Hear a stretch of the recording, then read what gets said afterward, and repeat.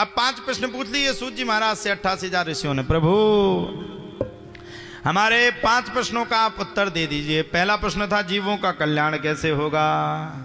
दूसरा प्रश्न था भगवान ने इस धराधाम पर क्यों जन्म लिया। तीसरा प्रश्न था भगवान के जन्म लेने का साक्षात क्या प्रयोजन है। चौथा प्रश्न था भगवान के धराधाम जाने के बाद धर्म किसकी शरण में गया। और 5वां प्रश्न था, बोले भगवान सबसे मोस्ट प्रश्न है मेरा। बोले कौन सा प्रश्न है। बोले सबसे सुंदर प्रश्न है, आप उस प्रश्न का उत्तर दीजिए। बोले कौन सा प्रश्न है।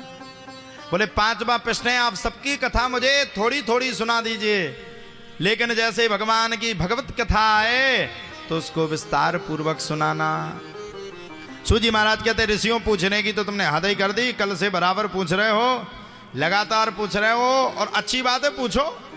मैं तो सुनाने के लिए बैठा हूं, मेरा तो काम ही है 24 घंटे तुम्हें सुनाऊं, कथा को श्रवण कराऊं।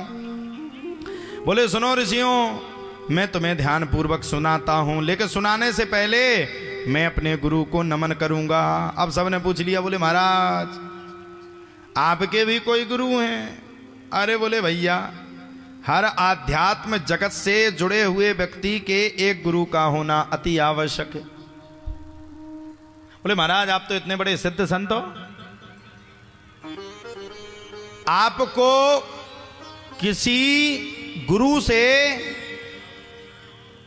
जुड़ने की क्या आवश्यकता है। प्रभु हमारी तो समझ में नहीं आती। अरे बोले भैया आध्यात्म जगत में अगर हमने वास्तव में सनातन धर्म में जन्म लिया तो हमें एक गुरु अपने जीवन में बनाना चाहिए। अब बताओ किस किस के गुरु हैं। पानी पियो छान के और गुरु बनाओ, क्या करो मैया, गुरु बनाओ जान के। ऐसे गुरु नहीं बना लोगी, पता चला कि बाद में गड़बड़ है गई।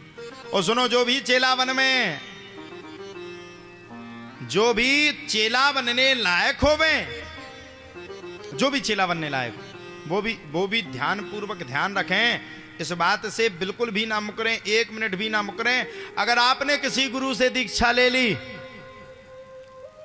तो जीवन में कोई घटना घट जाए, गुरु ने कोई भी बुरे कर्म किए हो, अच्छे कर्म किए हो, सत्कर्म किए हो, ना किए हो, लेकिन अपने गुरु को जीवन में नहीं छोड़ना, ये हमारी भागवत जी की कथा सिखाती है। कोई गुरु ने कोई कर्म किया, हम कहते किया नहीं किया ये तो अपन को पता नहीं, ये तो परमात्मा को पता है। बुरे कर्म किए अच्छे कर्म किए ये उस ईश्वर को पता होगा।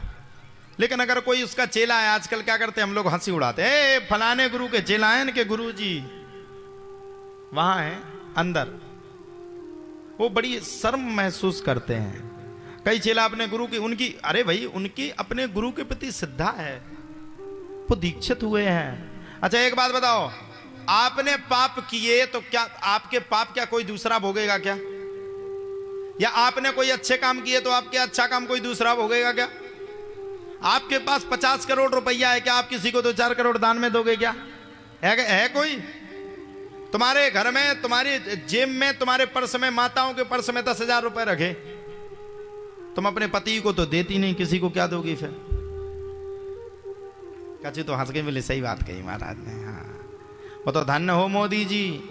सब लोग कहते मोदी जी ने क्या किया, हम स्टार प्रचारक नहीं है, लेकिन हमारी अपनी खुद की सोच है, हम भी इस नागरिक हैं तो हमारा अधिकार। लोग कहते हैं मोदी जी ने क्या किया, मोदी जी ने क्या नहीं किया ये बताओ पहले तो आप। माताओं के पैसे को स्वयं भगवान ने नहीं निकाल पाया, बताओ सही है कि गलत? माताओं के पैसा का स्वयं भगवान ने पता नहीं चला पाया, लेकिन धन्य है मोदी जी, 2-2, 4-4 लाख जो उन्होंने 10-10 साल में पत्नी ने पति की जेब घाल घाल करके रखे थे, एक बार में पूरा सोटा घाल के पूरे बंद करवा दिए। सही बात है कि नहीं है? जो पत्नी रात को लड़ रही थी पति से, मेरे को सुबह 1,000 रुपया चाहिए, साड़ी लेना है, रात में पता चला कि नोटबंदी हो गई, सुबह पति से बोली सुनो जी, पति बोला क्या है, क्या है? आप बैंक जा रहे हो? पति बोला हाँ, तुझे क्या दिक्कत है? थोड़ी ये गड़बड़ी है गई। क्या हो गया? बताऊंगी नहीं, बस डांटना मत ही। बोले नहीं नहीं, बोले मोदी जी ने वो नोटबंदी कर दी, कुछ 500 के रुपया मेरे पास भी ले जाते तो ठीक रहता। कितने है तेरे पास? पति के जान दो 4,000 रुपया, वो 2 लाख रुपए रखे। पति बोला दे तेरे का 2 लाख रुपया है तेरे पास। बोले हाँ कहाँ से लाई? वो 10 साल से शादी हो गई थी ना, आपके पैंट को धोती थी ना, तो जीन्स के पैंट पे ढले रहते थे तो झड़ो मार देती थी। बताओ साहब, पानी का धन पानी में, नाक कटी बेईमानी में, क्या फायदा मिला? तो गुरु के विषय में पूछा, गुरु कौन है?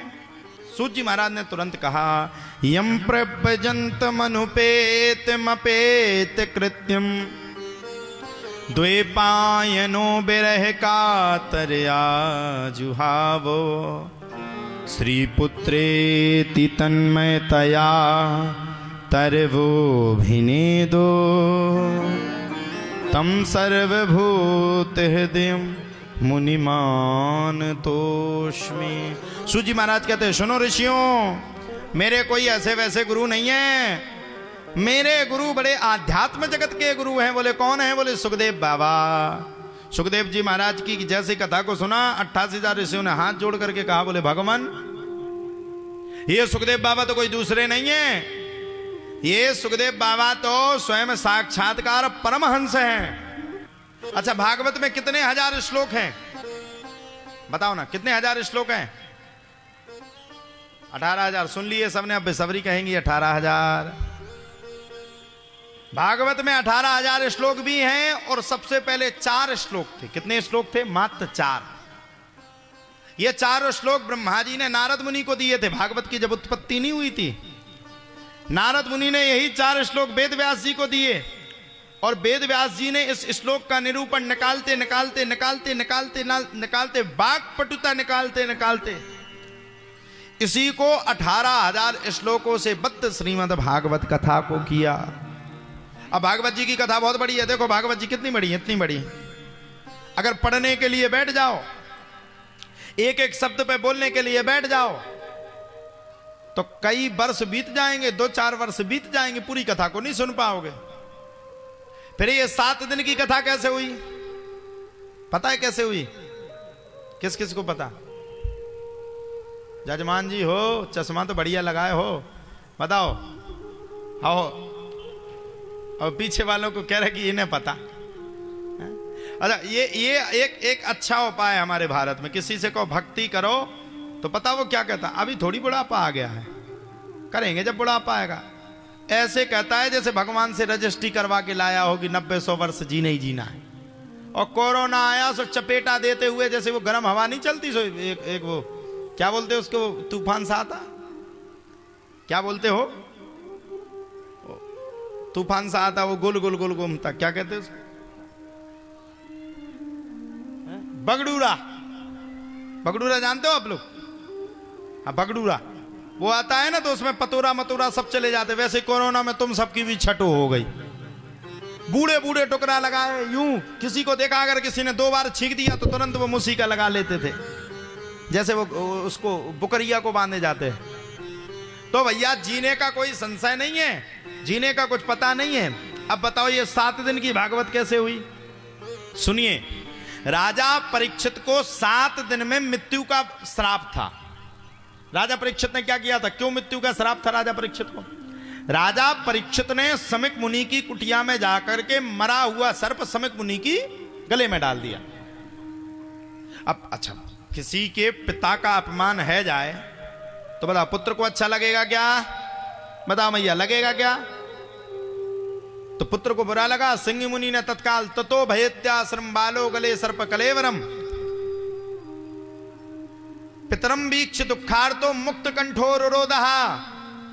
रोते हुए एक सांस में बड़े प्रेम के साथ श्राप दे डाला।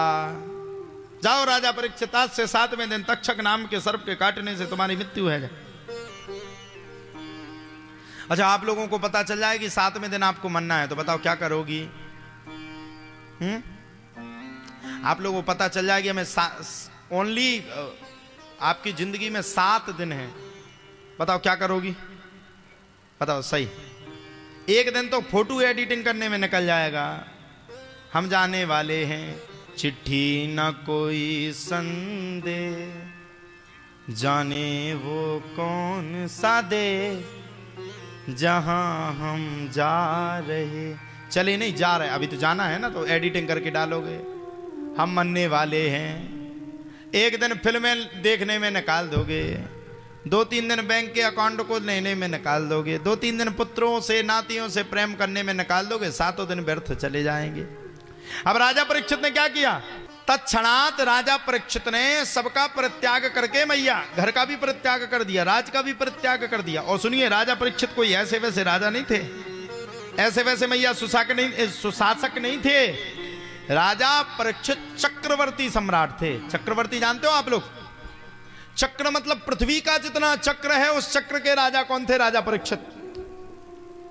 ततो भयेत्याश्रम बालो गले सर्प कलेवरम पितरम वीक्ष दुखार तो मुक्त कंठोर रोधा। राजा परीक्षित को पता चल गया ब्राह्मण की श्राप है, और ब्राह्मण की दी हुई श्राप जीवन में कभी मिट नहीं सकती। मिट सकती क्या? ब्राह्मण अगर मन से कोस दे तो विनाश हो जाएगा, कहीं के नहीं बचोगे। ब्राह्मण अगर मन से तुम सबको कोस दे तो बचोगे नहीं। तो अब जैसे श्राप लगा राजा परीक्षित के दिमाग में आ गया, राजा परीक्षित ने दिमाग में ले लिया। राजा परीक्षित ने तुरंत गृह कारज ना जंजाला, गृह कारज नाना जंजाला, घर परिवार को नाना जंजाल समझते हुए राजा परीक्षित सुखदेव बाबा की शरण में पहुंच गया। किसकी शरण में पहुंचे? हम सुखदेव बता रहे हैं। ये सुखदेव कौन है? ये सुखदेव कौन है? सुखदेव बाबा की शरण में पहुंच गए। नींद आ रही है। सुखदेव बाबा की जैसे शरण में पहुंचे वैसे सुखदेव बाबा से तुरंत प्रश्न किया।